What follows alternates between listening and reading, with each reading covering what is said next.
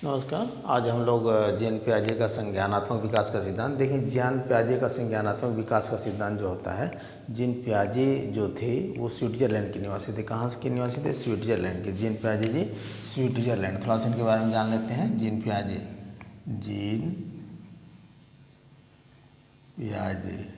कहाँ के निवासी थे? स्विट्जरलैंड के। स्विट्जरलैंड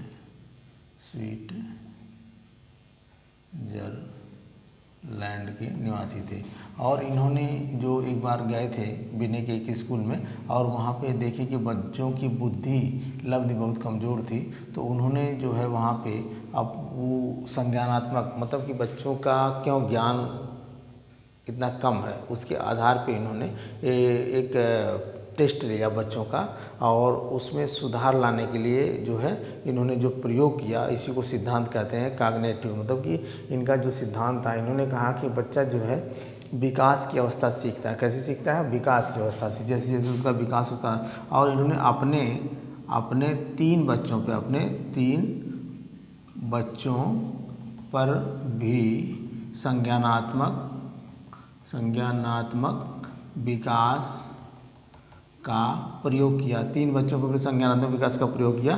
तो इस तरीके से ये स्विट्जरलैंड के निवासी थे अपने तीन बच्चों पर, इसलिए बड़ा विवादास्पद था कि भाई तीन बच्चे इनके थे, तो इनका जो थियोरी थी ये सही नहीं हो सकती, कहीं ना कहीं किसी चीज़ से प्रभावित हो सकती है। लेकिन ये बाद में चल करके इनकी थियोरी को बहुत ज़्यादा मान्यता मिली। तो इस तरीके से कुछ वर्ड हैं, जैसे मान लीजिए कि आप संगठन है। संगठन का मतलब कि ऑर्गेनाइजेशन कह रहा है कि जो बौद्धिक क्षमता होती है वातावरण के साथ समायोजन करती है, उसी को हम संगठन करें। जो हमारी बौद्धिक क्षमता है, जब हम वातावरण में जाते हैं, कोई अंतःक्रिया करते हैं, तो वहाँ जो संगठन होता है, उस संगठन के आधार पे हम समायोजन कर लेते हैं। दूसरा आता है अनुकूलन। अनुकूलन का मतलब कि जो हम जाते हैं किसी परिस्थिति में, तो अगर हम पूर्व अनुभव हमारे पास है और नवीन अनुभव जो मिल रहा है, दोनों के बीच में जो है हम सामंजस्य बना लेते हैं, तो वहाँ अनुकूलन हो जाता है। फिर उसके बाद अगर आत्मसात्करण करना। आत्मसात्करण का मतलब ये होता है कि जैसे हम कोई चीज़ जान रहे हैं और उसी के आधार पे उससे संबंधित कोई चीज़ देख लेंगे, तो हम तर्क लगा लेते हैं कि बस करिए वो चीज़ वही होगी। जैसे एक छोटा सा बच्चा है, वो उसके माँ बाप हैं और वो देखता है, क्या देखता है? कुत्ता देखता है। क्या देखता है? कुत्ता देखता है। कुत्ता देखने के बाद उसके माँ बाप कहते हैं कि बेटा देखो ये कुत्ता है और इसके पास चार पैर हैं, पूँछ है, मुंह है, इतना बड़ा है, साइज उसकी जो भी हो बता के देख लेता है। फिर उस कुछ दिन के बाद वह बच्चा क्या देख रहा है? बकरी देखता है। उसी साइज़ की एक बकरी देखता है, तो वो कुत्ते को ही बकरी समझ जाता है।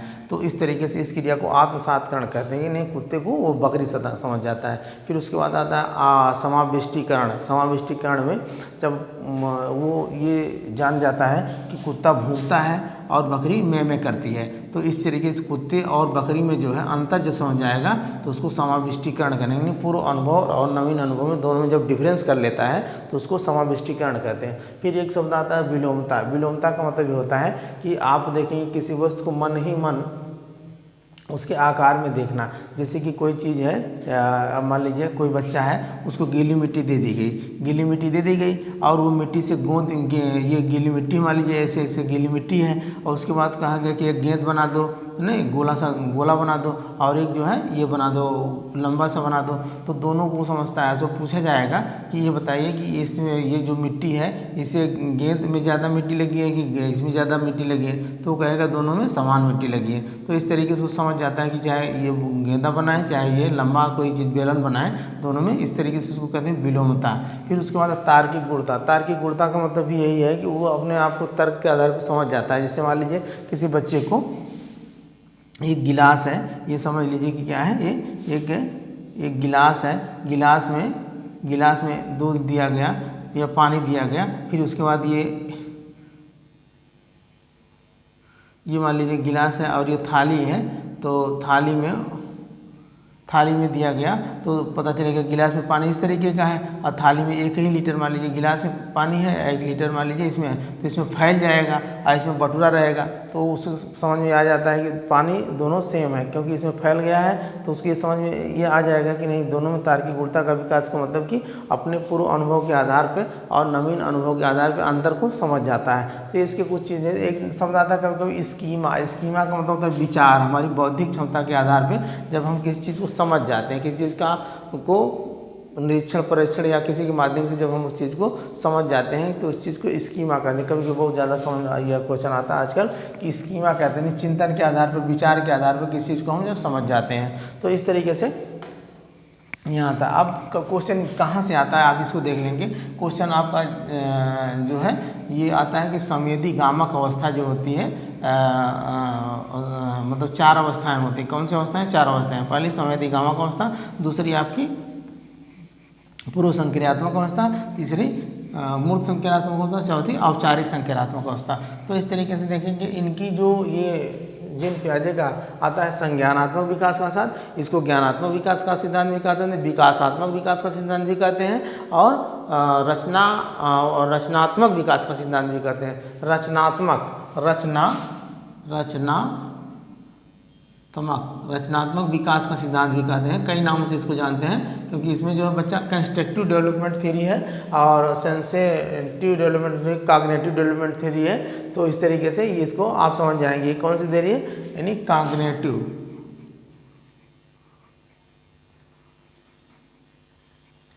डेवलपमेंट थ्योरी है, यानी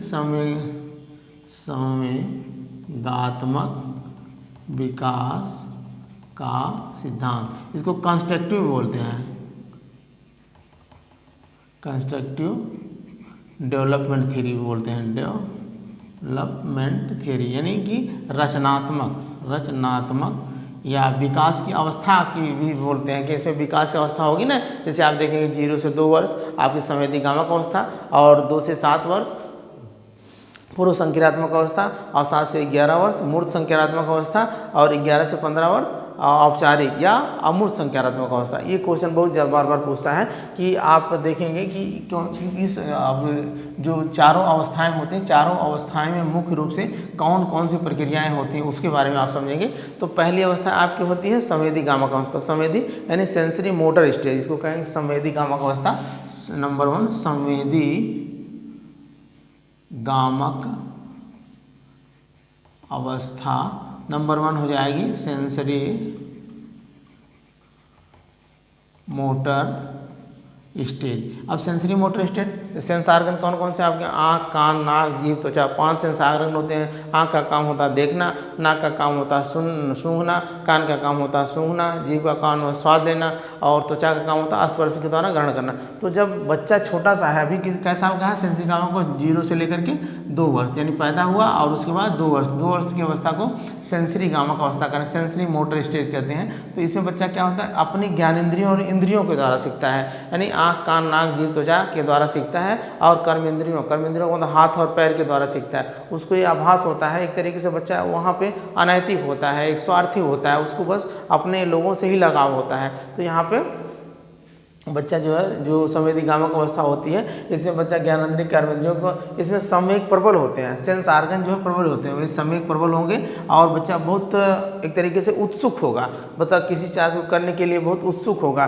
और अनैतिक होगा और किसी चीज़ को पकड़ेगा, चूसेगा, मुंह में डालने का प्रयास करेगा। और सबसे ज़्यादा क्वेश्चन आता है प्रकाश के प्रति सचेत होगा, प्रकाश के प्रति सचेत होगा। उसके ऊपर अगर प्रकाश एक टार्च बार आ जाए तो तुरंत जो है आँख चौंधिया जाएगी। कभी कभी बच्चा रोता है और उसको ऐसे टार्च बार दिया गया तो शांत हो जाता है। अभी मोबाइल का टार्च बार दिया गया, मोबाइल उसको दे दी गई, आजकल तो मोबाइल का ज़माना है, आप देख ही रहे हैं कि बच्चा रो रहा है, उसको मोबाइल दे दी गई तो वहाँ लाइट आएगी, अच्छे अच्छे चित्र आएंगे, गाय बोल दिया गया, गूगल से सर्च मार करके गाय लेने लगेगी, जंगली जानवर बोल दिया, जंगली जानवर, या कार्टून वगैरह आजकल है ना, तो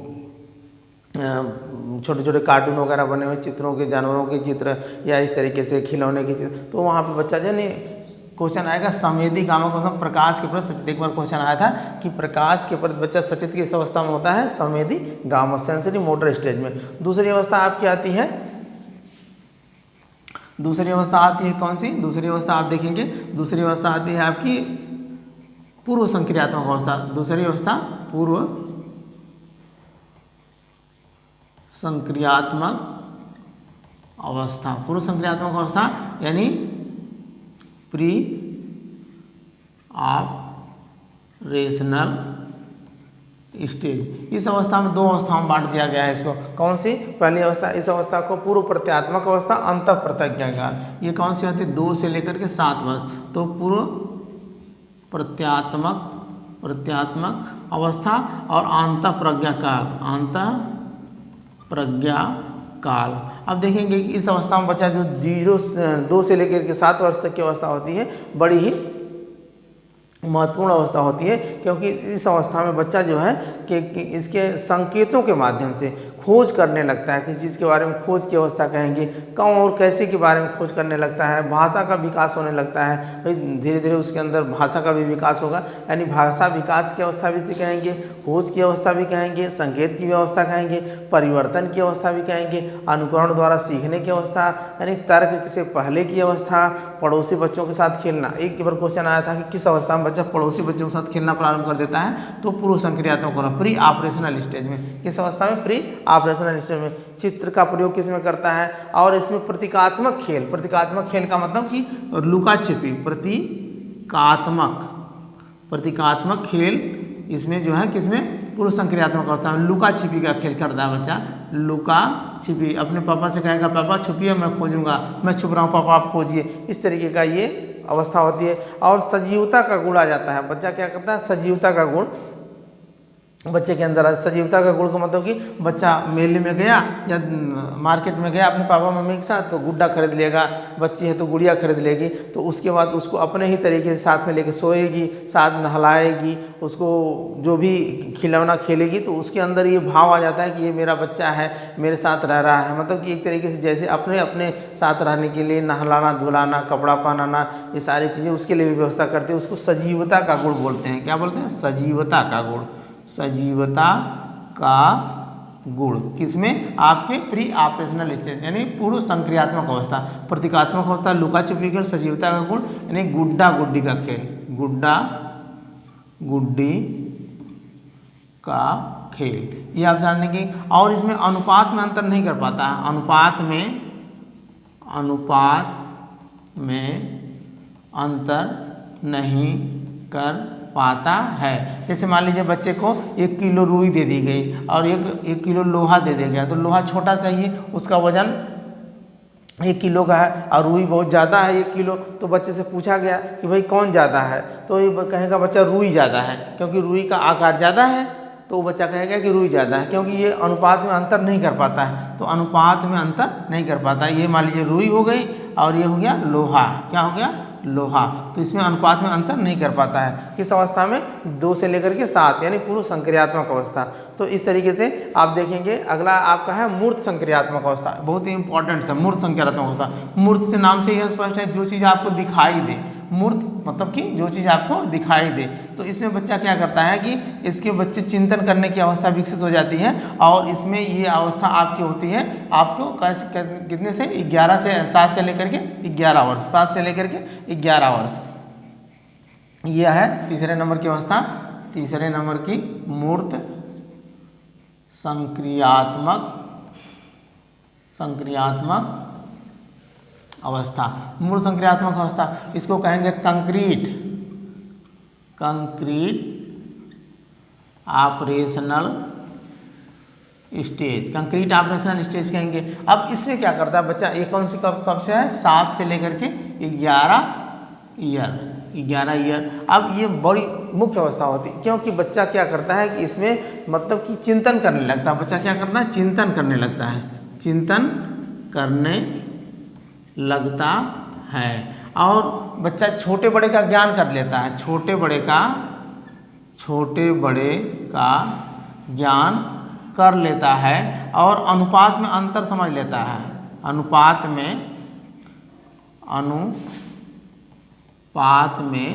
अंतर समझ लेता है। क्यों भाई? जब 1 किलो उसको रुई दे दी गई और 1 लोहा दे दिया गया, दोनों 1-1 किलो का, 1 kg ये भी है 1 kg ये भी है, तो क्या कहेगा कि बच्चा ये समझ जाएगा कि नहीं रुई का आकार ज़्यादा है इसलिए वो ज़्यादा लग रही है, हालांकि वेट दोनों का बराबर है, यानी अनुपात में अंतर वो समझ जाता है। किसमें? आपके मूर्त संक्रियात्मक अवस्था में। किसमें? मूर्त संक्रियात्मक। क्वेश्चन पूछता है अनुपात में। और सबसे ज़्यादा कि इसमें गणितीय भाषा का प्रयोग करने लगता है।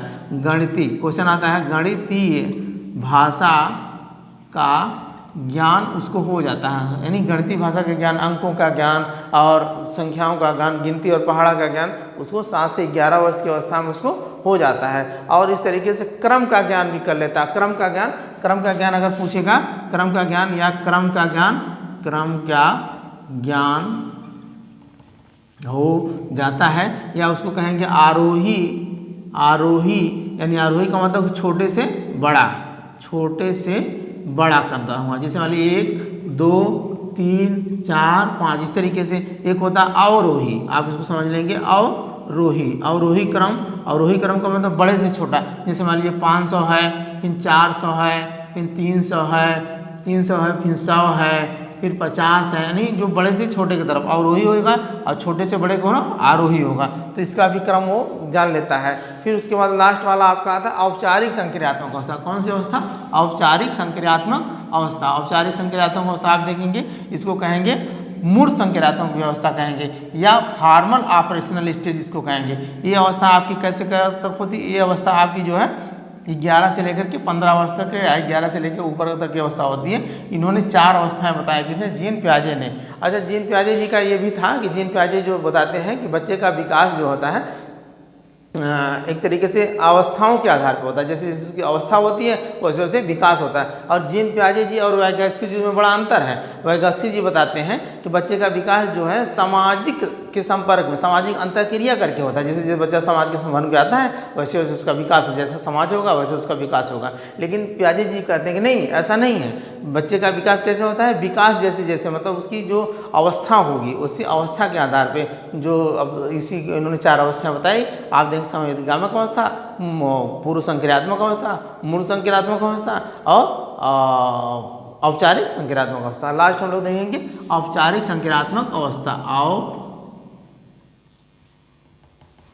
औपचारिक संक्रियात्मक अवस्था, इसको फॉर्मल ऑपरेशनल स्टेज बोलते हैं। Formal operational stage. ये आप देखेंगे इसमें बच्चा जो है क्या, आप देखेंगे कि जब बच्चा एक तरीके से 11 से 15 तक की अवस्था होते हैं तो बच्चा अमूर्त, इसको अमूर्त अवस्था भी बोलते हैं। अमूर्त अवस्था भी बोलते हैं। अमूर्त अवस्था भी बोलते हैं। इसमें क्या होता है? अमूर्त से नाम से ही जो चीज़ आपको दिखाई नहीं दे उसके बारे में वो सोचने लगता है। जैसे कि कहा जाता है कि भाई सूर्य के चारों तरफ 8 ग्रह चक्कर लगाते हैं। अब ग्रहों को तो वो देख नहीं रहा, लेकिन वो सुन करके हाँ ये मान लेता है कि हाँ 8 ग्रह चक्कर लगा रहे हैं। उसको कहा जाता है कि कोई ईश्वर है, कोई शक्ति है, कोई देवी देवता है, तो उसके बारे में वो समझने लगता है कि हाँ कोई शक्ति है, कोई ईश्वर है, कोई मतलब कि ईश्वर के बारे में एकदम मतलब कि इस तरीके की चीज़ें जो उसको दिखाई ना दे उसके बारे में वो सोचने लगता है। उसके बारे में बताया जाता है उसको, तो जो दिखाई ना दे उसके बारे में सोचने लगता है और चिंतन पूर्ण रूप से हावी हो जाता है उसके उस अवस्था में, यानी चिंतनशील अवस्था होती है। उसको बोलते हैं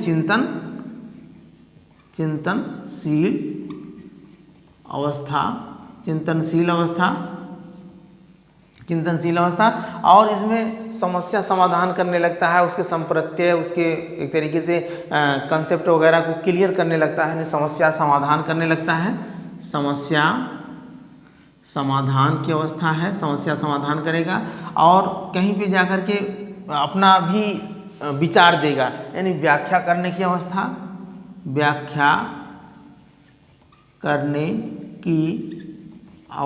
इसको व्याख्या करने की। और कार्य और कारण में संबंध भी क्लियर कर लेता है कि भाई किस कारण ऐसा हो रहा है। जैसे कहीं बहुत ज़्यादा भीड़ लगी हुई है, या कहीं बहुत ज़्यादा शांति है, या कहीं बहुत ज़्यादा लोग हंस रहे हैं, बहुत ज़्यादा एंजॉय ले रहे हैं, तो वहाँ जाएगा तो लोगों को पता चल जाएगा कि हाँ यहाँ की मतलब कोई मैयत हुई है, कोई ऐसी ट्रेजेडी हुई है, कोई गमगीन माहौल है तो लोग शांत हैं। और कहीं बहुत ज़्यादा एकदम शादी ब्याह का मैटर है तो वो समझ जाएगा कि हाँ लोग यहाँ एंजॉय ले रहे हैं, हंस रहे हैं, डांस हो रहा है, डीजे बज रहा है। तो कार्य कारण में संबंध को वो समझ जाता है कि इस कारण यहाँ ऐसा हो रहा है। नहीं, कार्य कारण संबंध को समझ जाता है बच्चा। किस अवस्था में? औपचारिक संक्रियात्मक अवस्था में। और अंकों का प्रयोग, एक तरीके से गणितीय प्रयोग तो आपका मूर्त संक्रियात्मक अवस्था में शुरू हो जाता है, लेकिन पूर्ण अंकों का प्रयोग, यानी पूर्ण अंकों का प्रयोग इसमें आप करने लगता है। तो ये आपकी 4 अवस्था थी। कभी कोई क्वेश्चन पूछता है मूर्त संख्यात्मक अवस्था कौन सी अवस्था होती है, जो आपकी कैसे क्या अवस्था होती है, तो इसको आप बता देंगे कि मूर्त संख्यात्मक अवस्था कब से 7 से लेकर के 11 वर्ष। पूछ देगा औपचारिक संख्यात्मक अवस्था होती है 11 से लेकर के 15 वर्ष। संवेदीगामक अवस्था कब से कब होती है, 0 से लेकर के 2 वर्ष। फिर उसके बाद औपचारिक पूछ देगा कि आपकी ये पूर्व संक्रियात्मक अवस्था कब से कब होती है, 2 से लेकर के 7 वर्ष। और उससे कभी कभी मान लीजिए पूर्व प्रत्यात्मक अवस्था कब पूछ देगा आपको, तो 2 से लेकर के 4 वर्ष। अंत प्रज्ञा काल पूछ देगा तो आपको कहते हैं 4 से लेकर के 7 वर्ष। ये 2 अवस्था, इसके 2 भाग हो जाते हैं, इसमें ये समझ जाता है। तो सबसे ज़्यादा इंपॉर्टेंट क्वेश्चन आता है मूर्त संक्रियात्मक। मूर्त संक्रियात्मक अवस्था में बच्चा बाह्य जगत से को समझने लगता है, छोटे बड़े का ज्ञान हो जाता है, तर्क पर आधारित चिंतन करने लगता है। और इस तरीके से आप, ये छोटा सा ही टॉपिक था लेकिन बड़ा ही इंपॉर्टेंट टॉपिक था। कभी कभी आता है जीन प्याजे जो थे भाई, इन्होंने 22 वर्ष की अवस्था में PhD की डिग्री प्राप्त कर लिया था। 22 वर्ष की, बहुत ये तेज थे। ये एक चिकित्सक भी थे, एक मनोवैज्ञानिक थे और एक चिकित्सक भी थे। क्या थे? चिकित्सक थे। इनके बारे में थोड़ा सा आप जान गए। कहाँ के रहने वाले? स्विट्जरलैंड के, स्विट्जरलैंड के। और ये चिकित्सक थे, एक चिकित्सक थे और मनोवैज्ञानिक भी थे, मनोवैज्ञानिक। तो ये तो आप जाने गए हैं, कई बार इसको बता दिया गया है। इसमें यहाँ से क्वेश्चन ज़्यादा नहीं बनता है, बस इसकी जो 4 अवस्थाएं हैं क्वेश्चन वहीं से बनता है। तो आप जान जाएंगे सजीवता का गुण होता है पूर्व संक्रियात्मक अवस्था में, अनुपात का अंतर नहीं कर पाता पूर्व संक्रियात्मक अवस्था में, और मूर्त संक्रियात्मक अवस्था में अनुपात का अंतर कर लेता है। तो आज के लिए इतना है, धन्यवाद।